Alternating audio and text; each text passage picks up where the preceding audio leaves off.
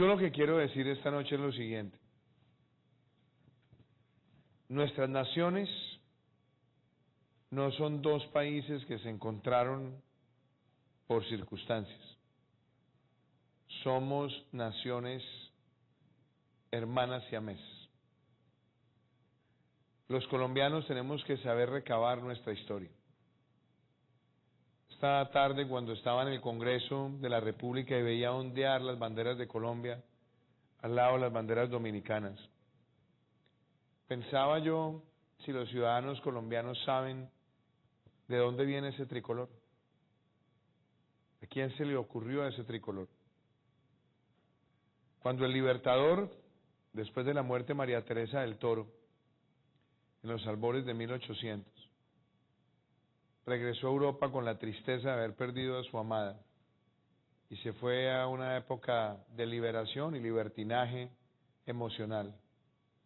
Y Fanny de Vilar lo llevó a recorrer las calles y los grandes salones de París, donde por primera vez vio a Alexander von Humboldt y vio a muchos de los pensadores e intelectuales, y le correspondió en ese periodo ver la coronación de Napoleón y encontrarse después con Simón Rodríguez, quien lo sacude emocionalmente y le dice que su vida no está para ser perdida en la vida de salones y palacios, derrochando la fortuna familiar.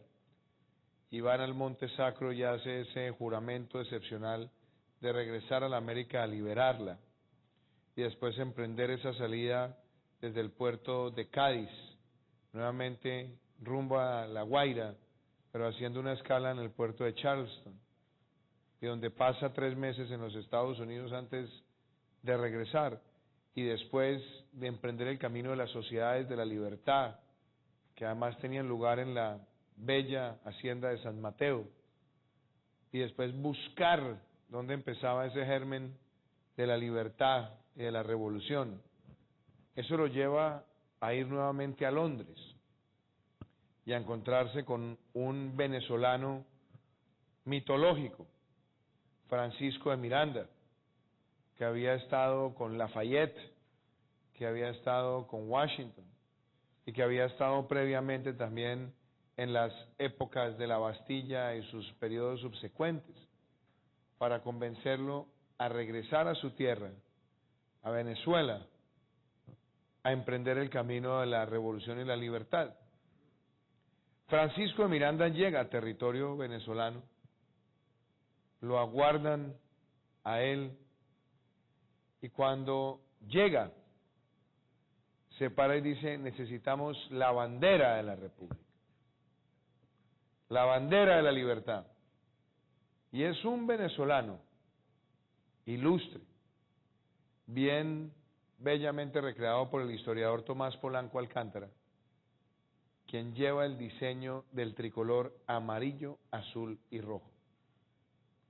Nuestra bandera se le debe a un venezolano. Nuestro hito de identidad, que es la bandera también de Venezuela, y es también la bandera del Ecuador.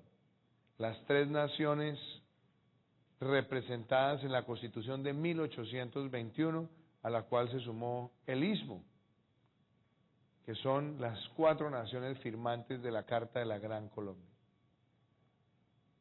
Bolívar, después de la pérdida de Puerto Cabello, primer dolor. Después, Bolívar, cuando cae en la retoma española que entra a Caracas y que lo lleva a huir por el Caribe, aquí cerca, donde lo estaba esperando en Haití Alexander Pétion, y que le propició unos recursos para reemprender su lucha y después llegar a Cartagena y encontrarse con ese Estado Libre de Cartagena que le financia su retorno a la actividad militar en alas de la revolución por el Magdalena hacia abajo, partiendo de Monpós, y después encontrarse con Santander y después con Páez, y llegar después a Angostura en febrero de 1819 y salir de Angostura para llegar después de una inundación terrible a la Orinoquía a convencer a Páez de que le prestara su ejército para cruzar el páramo de Pisba, y de hacerlo, y de enfrentar a Barreiro por sorpresa. Y cuando se vio perdido el Libertador, llamó a un coronel venezolano, al coronel Juan José Rondón, y le dijo: coronel, salve usted la patria. El héroe de nuestra batalla de independencia fue un venezolano, quien comandó a nuestros lanceros, recreados en el himno, como los centauros indomables. Y la mano derecha del Libertador, el comandante de Junín y Ayacucho, el enarbolador de Pichincha, Antonio José de Sucre, también un venezolano. Y muchos de nuestros padres fundadores, Pedro Gual, nuestro primer canciller, un venezolano. Si nosotros empezamos a tejer esa historia, la libertad de Colombia no hubiera sido posible sin los venezolanos, y la libertad de Venezuela no hubiera sido posible sin los colombianos, que después de los triunfos de Boyacá se enfrentaron a Tomás Boves y permitieron la libertad en Carabobo. Si esa historia no la entendemos y no nos damos cuenta que los unos sin los otros no hemos podido construir nuestra historia, no entendemos por qué estamos en las batallas de hoy. Porque el Libertador levantó su voz contra el oprobio, contra la pérdida de las libertades, y la razón por la cual el pueblo venezolano está o ha sido lacerado durante 20 años es por el oprobio de volver a limitar sus libertades. Y cuando nosotros en Colombia tuvimos los momentos más difíciles del siglo XX, muchos emigraron a ese territorio. Uno de ellos, un tío abuelo mío, mi tío Antonio Tono, a quien le decíamos por cariño el tío Toño, quien nos enseñó a amar esa relación bilateral, que nos llevaba a la hacienda de San Mateo. Recuerdo que tengo grabado en mi memoria, y al Panteón Nacional.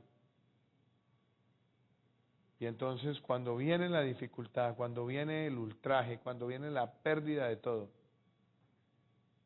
nosotros no podíamos estar lejanos de la necesidad del pueblo venezolano. Lo que sí reprocho yo es esa frase que en algún momento acuñó Martin Luther King: el silencio nos hace cómplices.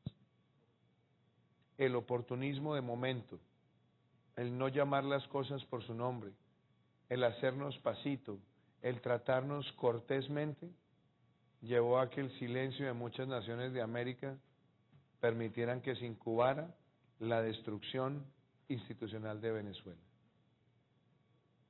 Como senador de la República, presenté, y me acompañan dos de mis compañeros, el senador Cabrales y el senador Macías, presenté la primera proposición que fue votada mayoritariamente por la liberación de los presos políticos en Venezuela. Con el apoyo de ellos logramos tramitar en el Congreso de Colombia un respaldo mayoritario a la denuncia contra Nicolás Maduro ante la Corte Penal Internacional, que condujo a la investigación que hoy se cierne sobre ese bandido.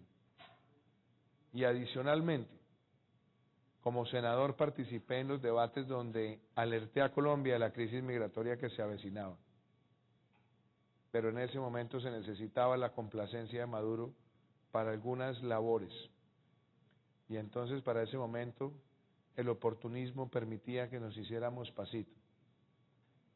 Como presidente nunca he dejado de levantar mi voz, porque la voz que a mí me une con el pueblo venezolano es la misma voz que nos llevó a nuestra independencia, la de luchar contra el ultraje, contra la opresión y contra la limitación de las libertades.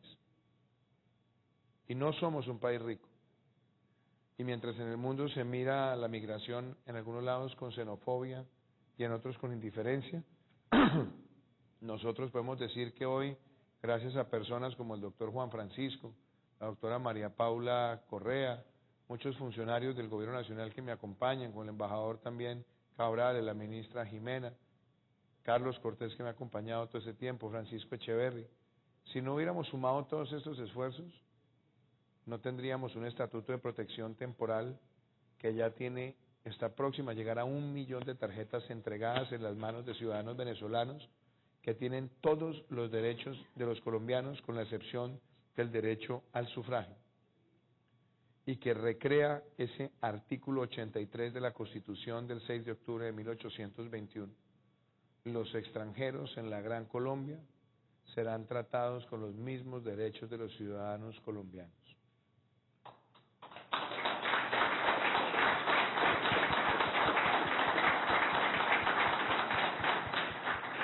Y entonces el mensaje de la trascendencia, ¿cuál es? Luchar hasta la victoria. Maduro se puede jactar de que dice al presidente Duque le quedan 100 días. Al presidente Duque, no al demócrata Duque. Porque para defender la democracia yo no necesito título alguno. Y para defender la libertad del pueblo venezolano no necesito título alguno. Es una lucha de vida. Y estaré con el pueblo venezolano hasta que logremos la liberación de Venezuela.